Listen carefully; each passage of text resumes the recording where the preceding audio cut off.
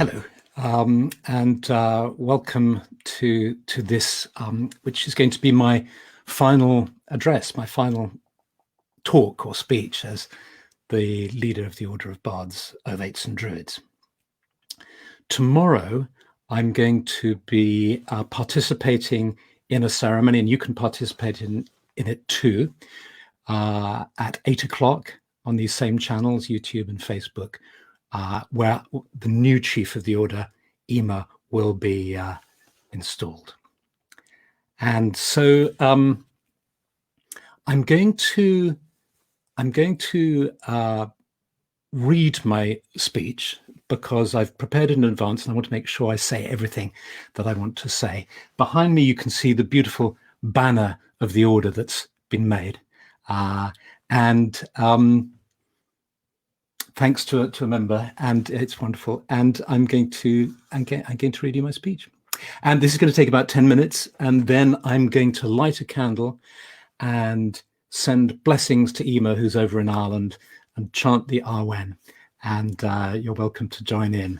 And they will reach her across the seas over the next 24 hours in time for the ceremony tomorrow. So, what an extraordinary experience it's been guiding this very small group we started with 32 years ago to the wonderful creative community of friends and fellow spiritual seekers it has now become all over the world.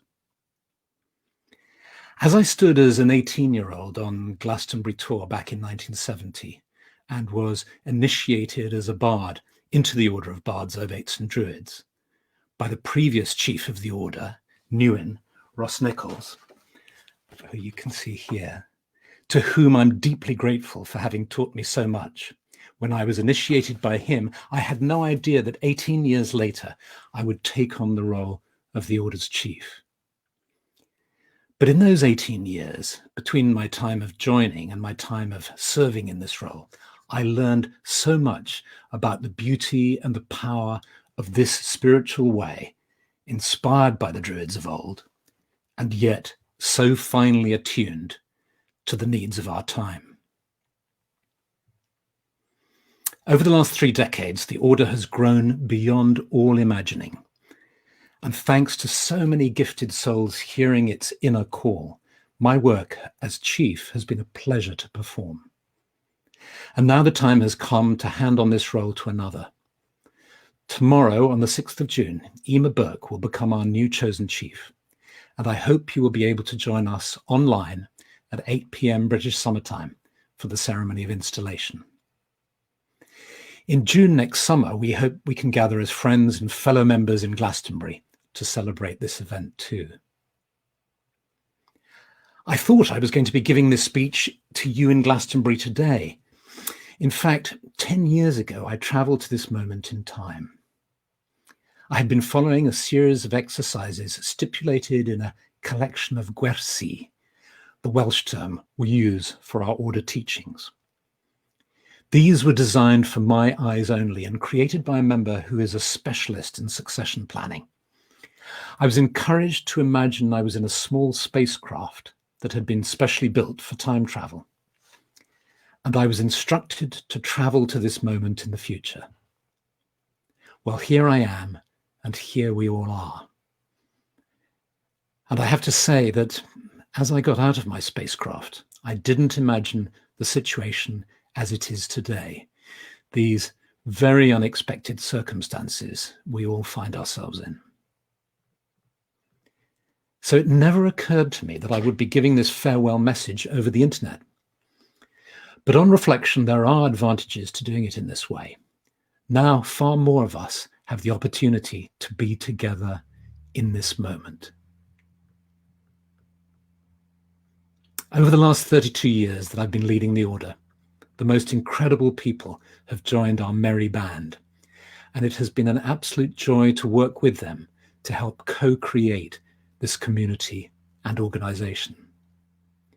So many people have played key roles in this renaissance of druidry and this growth of the order, and I want to honor and thank as many of them as I can. and I will do this at the great celebration we have planned for Glastonbury next year. But for now, at this moment, I want the spotlight to be on us, on all of us as a community. The Order is its membership. It's all of us, this wonderful group of souls who care about the earth, who want to lead ethical, spiritual lives, guided by the wisdom of the ancestors and of nature herself. As I now hand on the role of Chosen Chief, it is time for me to say goodbye. And yet, unlike Bilbo at his 11th birthday party when he disappears in a puff of smoke, I am not leaving the party. I shall continue to be a member of the Order, and I shall try my hardest not to be a nuisance or an eminence grise or a backseat driver, but instead I will be available to our new chief for counsel and will happily offer whatever help I can. And you know, by sticking around, this also solves a problem for me. I don't have to leave a community of friends and fellow spiritual seekers whose company I have grown to love and enjoy so much over the years. I don't need to get out my handkerchief to wipe away the tears. I'm just changing places. 2 years ago, when I announced my decision to hand on the role of chief to Eimear, at a gathering of several hundred of us in Glastonbury, I wasn't sure what the reaction would be. After my announcement, there was a second, maybe 2 seconds of silence, but then there was a spontaneous roar of applause as everyone got to their feet to support the decision and cheer Eimear. At that moment, I felt such a sense of rightness, of being completely in the flow of the unfolding life of the Order. The chief is someone who needs to make sure they provide a sense of stability and continuity, of direction and support, showing enough leadership to be present, available and visible, and yet knowing how to get out of the way and knowing that they stand in service to the community of members of which they are a part. The chief is not superior, more special or elevated than any individual member. And I believe this style of leadership has served the Order well in these last decades and will continue to do so under Eimear's direction. Over the last 2 years, I've shared with Eimear all that I know about the workings of the Order and its history. And now I can take a step back, feeling confident that it will continue to blossom and flourish under Eimear's guidance. 50 years ago, we numbered just a few dozen souls. Today, we number more than 20,000. I believe we have grown so much in these last decades because what these times demand of us is a spiritual way that combines a focus on the nourishment of the soul with a deep love for the world of nature. Druidry offers an engaged spirituality, an embodied spirituality that places just as much emphasis on the outer world as the inner world. The Order's course of development, its rituals and teachings help us to foster our inner life. But at the same time, they support us in whatever way we feel moved to help protect and restore the environment. And I feel so proud of the members of the Order and all that we have achieved. All of us who have taken up this idea, this philosophy, because right now we need people who are serious about nature and about protecting the planet. From small everyday acts of reverencing and fostering the environment to much larger projects, collectively we have done amazing things. Today, far from druidry seeming like some arcane fringe activity, our preoccupations are now center stage. They address the most urgent and important issue of our time: how we galvanize all of our potential, practical, creative, intellectual, and spiritual, to protect and restore the earth.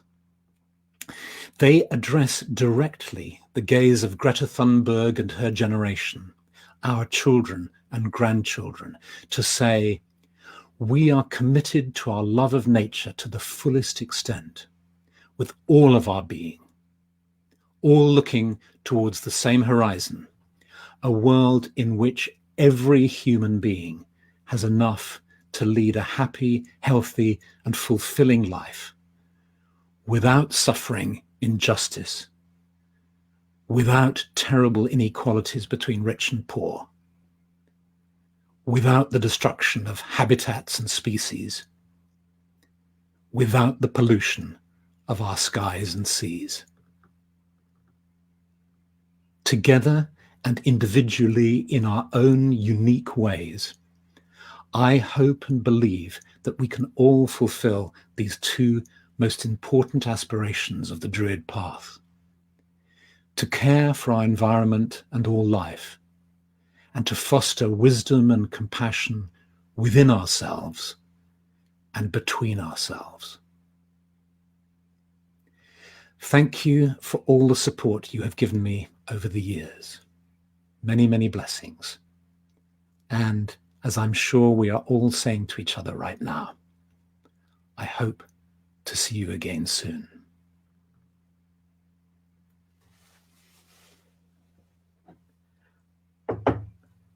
And now I'm going to light this candle and chant 3 Arwens. And the Arwen means the blessings of the gods, means inspiration. It's flowing inspiration, flowing blessings. And as I light this candle and chant these Arwens, I'm sending blessings and love and support to my successor, Eimear Burke, who's over in Kilkenny in Ireland, that she is able to fulfill her role as Chief of the Order in the best possible way. And you're welcome to do the same, of course.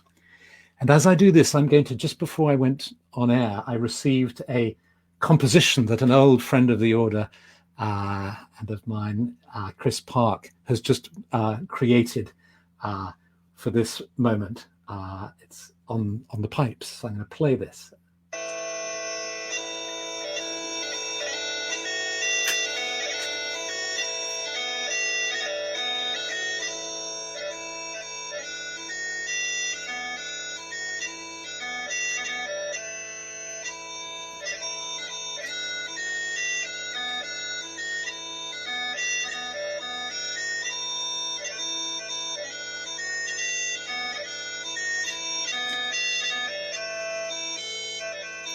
And it's lovely to think that there are lots and lots of us all over the world at this moment, sending love and blessings to Eimear.